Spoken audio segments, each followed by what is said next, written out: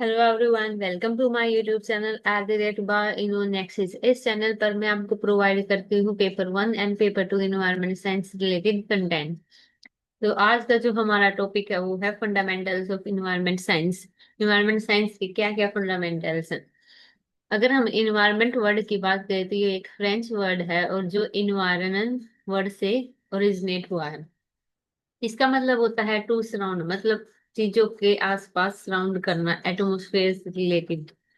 अगर हम बात करें अब नेक्स्ट की कि हमें इन्वायरमेंटल स्टडी की जरूरत क्यों पड़ती है, कि हमें स्टडी क्यों करनी है इन्वायरमेंट की।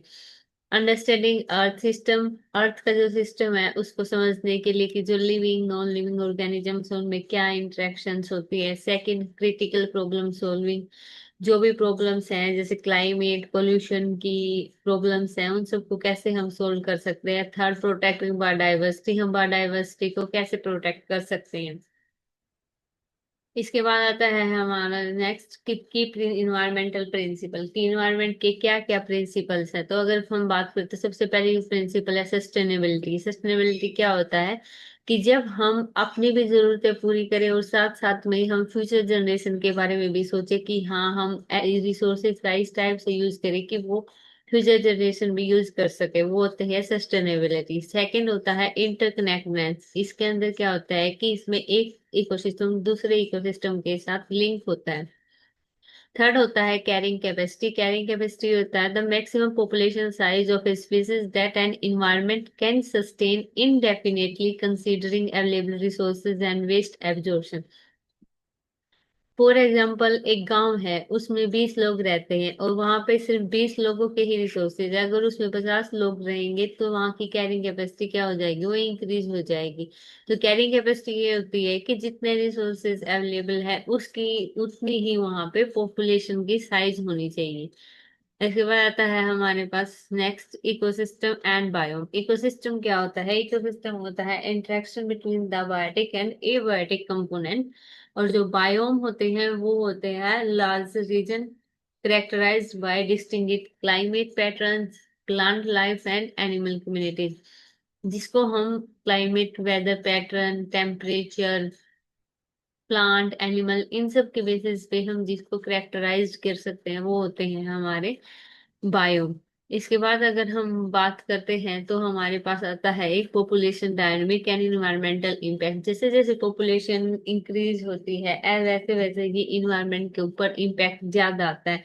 जितने ज्यादा लोग होंगे उतने ज्यादा व्हीकल होंगी और उससे उतना ही ज्यादा पोल्यूशन होगा और उस पोल्यूशन से क्या होगा, इन्वायरमेंट का इम्पैक्ट होगा। इसके बाद अगर हम बात करते हैं तो हमारे पास आता है natural resource conservation and management. तो इसके अंदर हमारे पास दो चीजें होते हैं, एक होता है हमारे पास रिन्यूएबल रिसोर्सेज, दूसरा होता है हमारे पास non renewable resources. Renewable resources वो होते हैं कि जिसको हमने यूज कर लिया और हम उसको बाद में फिर से यूज कर सकते हैं अगर वो खत्म हो गए तो।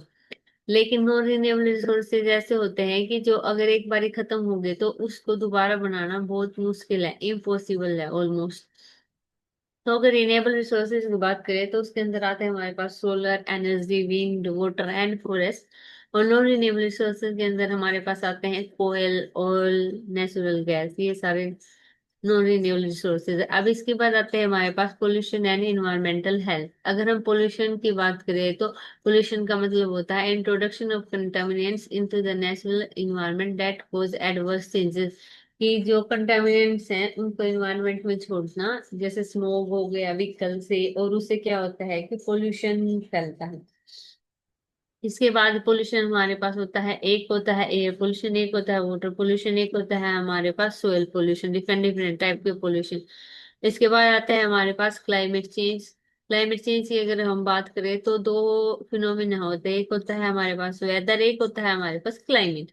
वेदर की अगर हम बात करें तो वेदर हमारा शॉर्ट टर्म फिनोमिना होता है और जो क्लाइमेट होता है वो हमारा लॉन्ग टर्म फिनोमिना होता है। अब इसमें क्या क्या कॉजेज है, green house gas emission, rising global temperature, extreme weather events, sea level rise. तो ये सारे चेंजेस है क्लाइमेट चेंज। इसके बाद आता है हमारे पास कि सोल्यूशन क्या क्या है। सबसे पहले हम नो रिन्यूएबल एनर्जी की जगह पे हम रिन्यूएबल एनर्जी को यूज कर सकते हैं। सेकंड है हमारे पास waste reduction and recycling, waste को रिड्यूस करके और उसको रिसाइकिल करके यूज कर सकते हैं। थर्ड है हमारे पास सस्टेनेबल ट्रांसपोर्टेशन। फोर्थ है हमारे पास कंजर्वेशन एंड रिफोरेस्ट्रेशन, कि जो प्लांट्स हैं उनको लगाओ, उनको कंजर्व करो और रिफोरेस्ट्रेशन की प्रोसेस को करो। तो ये सारे थे हमारे पास solution related to environment science. तो ये था आज का हमारा topic, fundamentals of environment science. आगे आने वाले टॉपिक्स में मैं आपको इन्वायरमेंट साइंस के हर एक टॉपिक को एक्सटेंडेबल वे में कवर करवाऊंगी। अगर आपको मेरा कंटेंट अच्छा लगा है तो प्लीज मेरे चैनल को लाइक शेयर एंड सब्सक्राइब जरूर करें। और अगर आप प्रीवियस ईयर क्वेश्चंस को करना चाहते हैं तो मेरे टेलीग्राम के साथ जरूर जुड़े, मैंने उसका लिंक प्रोवाइड किया है डिस्क्रिप्शन में। Thank you so much.